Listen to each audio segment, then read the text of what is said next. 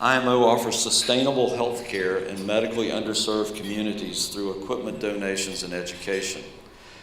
Carolina's healthcare system donates its deaccessioned yet viable medical equipment to Heinemann. Heinemann refurbishes, safety checks, and deploys the equipment to developing countries. Our focus is to create units such as ICUs, operating rooms, and cath labs. We stay away from sending containers of miscellaneous instruments and equipment because we fear that it'll land in areas where it just won't be used. The impact is realized when an entire area of a hospital or clinic is upgraded and fully functional. Educational opportunities through IMO are offered in conjunction with Carolina's healthcare system. Providers are afforded the opportunity to observe, learn, and exchange medical knowledge. Now for a little bit of history, we all have to have history. In the early 1960s, Heinemann Laboratory was conducting aggressive cardiovascular research. And this continued for many years, and Dr. Robichek is known for many things, including a lot of his aortic root, aortic valve research. Because of this research and knowledge of such, philanthropy followed in the 1970s. Outreach efforts began soon thereafter. In 2010, the role of Heinemann Research Foundation kind of morphed and outreach moved to the forefront. So both Heinemann and Carolina's healthcare system formally created the International Medical Outreach Foundation. This collaborative partnership has provided medical equipment, supplies, and medical training to healthcare providers globally. IMO maintains a 10,000 square foot warehouse where donated medical equipment and supplies are stored. We have a guest house where medical personnel from around the world are lodged while they're provided educational training at Carolina's healthcare system. Through partnerships, we've been able to extend our reach on a global basis. Although IMO has been active globally, our main focus has always been Central America. Excuse me. IMO has a number of accomplishments, and I'm just going to elucidate a few here. It contributed significantly in the 1970s to the establishment of the subcontinent's first heart institute, UNICAR. It initiated the first invasive cardiology program and heart surgery programs in 3 Central American countries. It has fully equipped a children's hospital, delivered 6 ICUs, and 7 heart cath labs.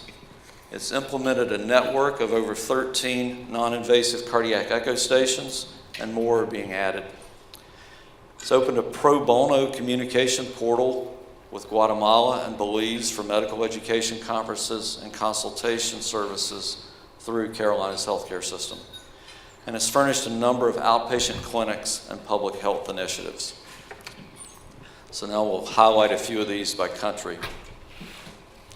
Let's look at Honduras. This was actually Dr. Robichek's first foray into Central America. In the 1970s, he responded to an ad. I guess he was a little bored. It was an ad to perform TB surgery in Honduras. The scope of his activities extended into closed chest operations, and he enlisted the help of one of his partners, and I had the privilege to work with him for a year or so, Dr. Harry Doherty. News of their work reached the capital, and they were soon invited to work at the National Thoracic Hospital. Teams would regularly travel to Honduras for several years, but eventually, because of time lags between trips and waning governmental support, efforts kind of ended up being suspended. However, in 2009, IMO returned to San Paulo Sula at the request of the Social Security Hospital to re-examine the possibility of opening a heart surgery program. Upon looking at things, we decided to begin in a modular fashion. We installed a cardiac cath lab, and thereafter, in collaboration with the hospital, collaborated with other Honduran foundations to fully equip other facilities in the area for outpatient clinics. One is shown here, the Ruth Paz Outpatient Clinic. In 1976, endeavors were moved to Guatemala. Dr. Robicek, on one of his many Mayan archaeological expeditions, had the occasion to meet the president of Guatemala, Carlos Arana. He asked if he could possibly start a heart surgery program in Guatemala. Dr. Robicek responded in his usual way, quote, "Give me your best surgeon and I will train him." Dr. Raul Cruz was a Houston-trained general surgeon from Guatemala, and he came to Charlotte for 2 years for cardiothoracic training. He turned out to be a very gifted and talented surgeon. He returned to Guatemala, and with the help of Dr. Robicek and many others, grew a quite impressive cardiac surgery team there. Ultimately, the government approved the building a hospital, Unicar, which now houses that cardiovascular surgery team. In the mid-90s, 2 prominent Guatemalans returned to help Dr. Cruz with his efforts. Dr. Rafael Espada, who was a cardiac surgeon at Methodist DeBakey Heart Institute, and also the former vice president of Guatemala, as well as Dr. Aldo Castaneda, former pediatric cardiac surgeon at Boston Children's Hospital. Today, UNICAR is the only institution in Central America dedicated to cardiology and cardiac surgery, and performs about 2,000 caths per year and over 800 open heart surgeries per year. Besides UNICAR, the IMO works with many other rural hospitals in Guatemala and has donated 2 cardiac cath labs, 9 echo stations, neonatal, pediatric, and adult ICUs. It's established the virtual communication portal for monthly cardiology conferences and consultations. And each year, we at Carolinas Healthcare System host medical students from the Mariano Galvez University. Central America Echo Project began in Guatemala. It's a population of about 16 million people, of which nearly half of them live below the poverty line. Some 5 million of those people live well outside Guatemala City. So it became evident that many of these people have neither the means nor the will to undertake the arduous journey to UNICAR for being studied. It became readily evident that the best way to deal with this was to establish basic screening of these patients closer to home. The solution was felt to be echocardiography. We soon learned, as we learned a lot when we looked deeply into things, that there were no echosonographer techs in Guatemala. The echoes were performed by cardiologists, and this created a significant backlog of patients waiting to be tested. With support of grants from Edwards Life Sciences and the Dixon Family Foundation, we came up with a plan to train nurses from rural hospitals in echocardiography or echosonography. This training was performed at the Sanger Heart and Vascular Institute at Carolinas Healthcare System for 3 months. These individuals would then return to UNICAR for an additional 3 months of training, and at that point would return to their local rural hospitals equipped with an echo machine. Once the scan is performed, it's electronically transferred into UNICAR's PACS system, where it can be reviewed by UNICAR cardiologists. The physicians at UNICAR are also connected by a permanent digital communication bridge with Carolinas Healthcare System at Carolinas Medical Center for 24/7 pro bono consultation by Sanger Heart and Vascular Institute physicians.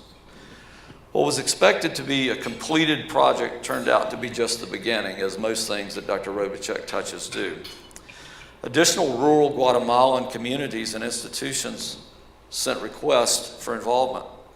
And as you can see from the map, the network has expanded into El Salvador, Honduras, Belize, and the Caribbean. The program has been published, and most notably was presented at the 11th Global Forum on Humanitarian Medicine and Cardiology and Cardiac Surgery by Dr. Robicek, which was held in Switzerland in 2015. I want to take a moment to tell you about some of our current initiatives, this in Guatemala. which was establishing neonatal and pediatric ICUs. One of the most significant shortcomings in Central America is the need for facilities to treat critically ill infants and children. The infant pediatric mortality rate is extremely high, some 7 times that of the rate in the United States. There are 2, sometimes 3 babies in a broken incubator. Gooseneck lamps are used as warmers, and the standard ventilatory mode is hand ventilation. Organizing resources to establish ICUs was felt to possibly reduce the staggering mortality rate. This was based upon our experience at a regional hospital in Coban, Guatemala, where we installed our first up-to-date neonatal ICU. Within 3 months of installing that unit, the hospital director contacted us and said their soaring rate had been cut in half. This photo illustrates before and after pictures of how one can transform things by appropriately refurbished, donated equipment. IMO is in a position to equip these units, fill the gap, but also to help train healthcare providers through volunteer physicians, nurses at our Levine Children's Hospital, and increase their knowledge of best practices. Well, as every organization does, we moved outside the box about 6 years ago.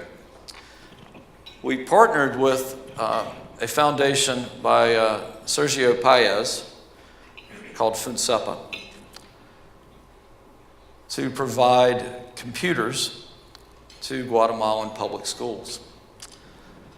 FUNCEPA is a Guatemalan not-for-profit organization who has that as their primary mission, particularly focusing on rural public schools. Most of these children have never seen a computer up close, they've never used a computer, and unfortunately, the same is true of most of their teachers. The way this program operates is computers are collected by Heinemann Outreach Foundation, IMO. They're scrubbed using a technology approved by the U.S. Department of Defense.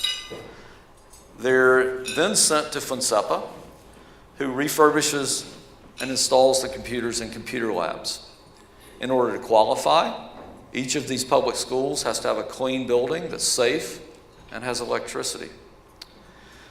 The teachers are required to take classes.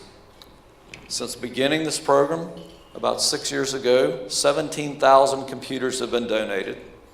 Serves a rural area of 1,220 public schools and has impacted nearly 500,000 students. In addition to computer hardware, last year, Heinemann and International Medical Outreach initiated a pilot project called Teach Guatemala Teachers. We send a team of bilingual educators who provide professional development classes to Guatemalan teachers, show them how to use computers and how to implement that use in their curriculum. What was supposed to be a class of 5 to 8 teachers lasting a week ended up being classes of steady attendance of 25 to 30 teachers. More teachers continue to want to be involved. If we look at Nicaragua, La Mesada Hospital has sent several requests through the years for supplies and instruments. However, in 2009, the hospital asked us if we could help refurbish a pediatric ICU. Shortly thereafter, the Centro Nacional de Cardioplegia requested a cath lab. The situation was reviewed, as all these situations are, and we found that their existing lab was broken and needed full refurbishment. After that was carried out, the volume of caths grew, and in 2013 we helped install a second lab there. Our most effective donation, though, is shown here with the mobile medical clinic. This clinic serves rural areas in the Chinandega area and opened last September. It travels from community to community, providing local basic primary medical care. When it started, it served about 400 patients a month.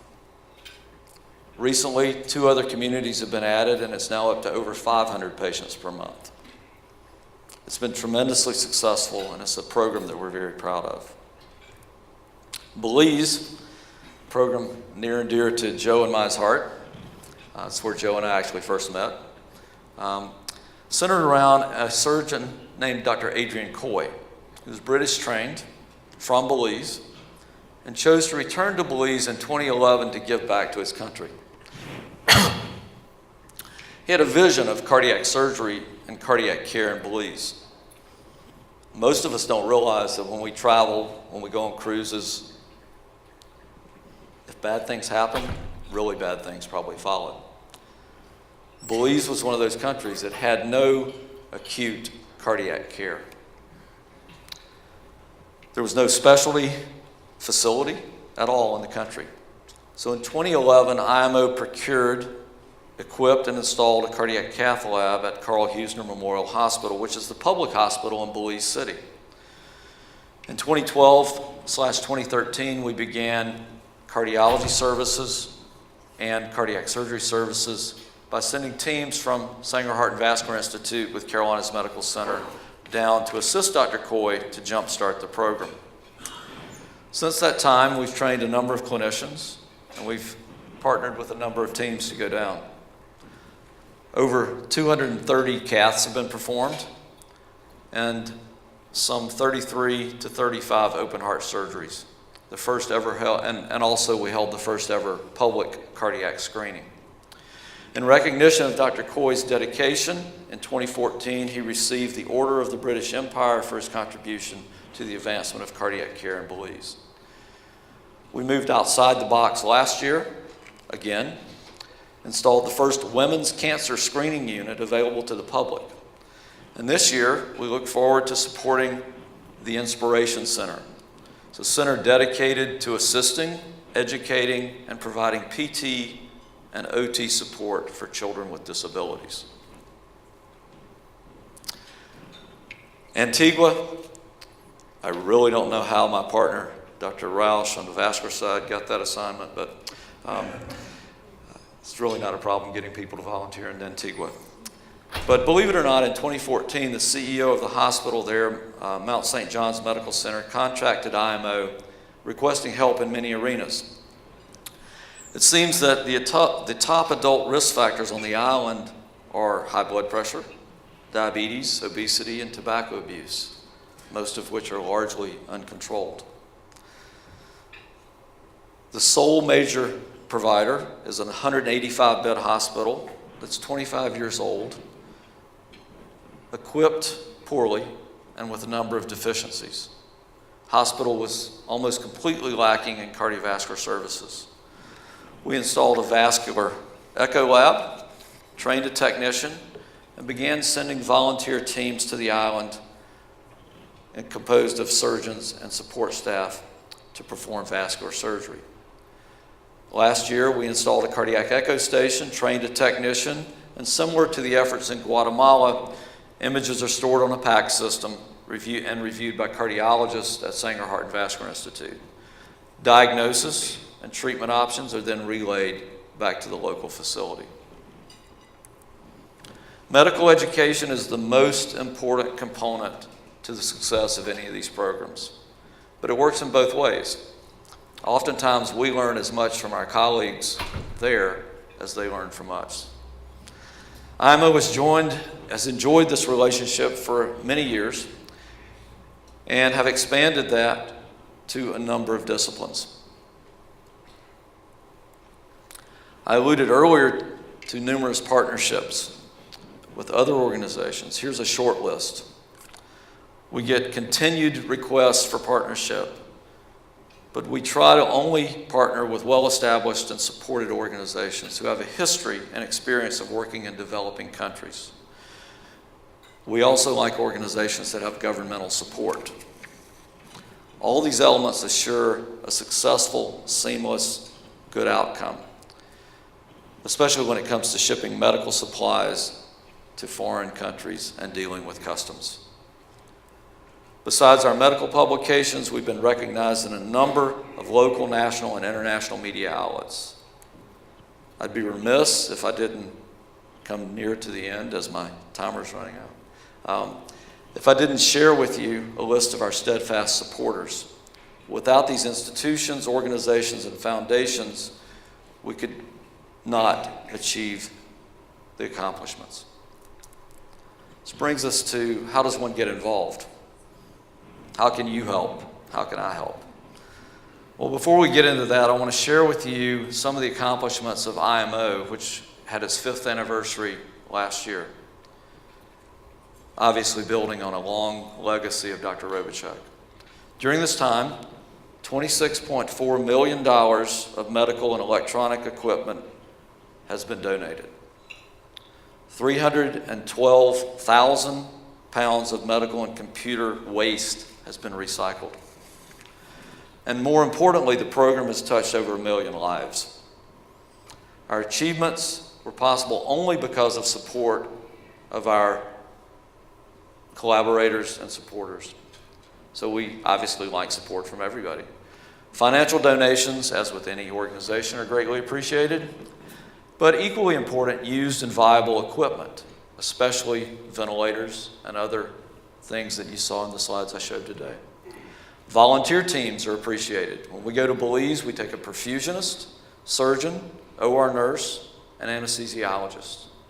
They're not always from the same institution, which is, again, great because you meet people and you learn things from one another. We also have a great need for used and viable computer components because the request for computers in these rural schools has gone up exponentially. And with that, I say thank you. But I also have to say a special thanks to Teresa Johnson, Executive Director of IMO. Without her tireless work, none of this would be possible.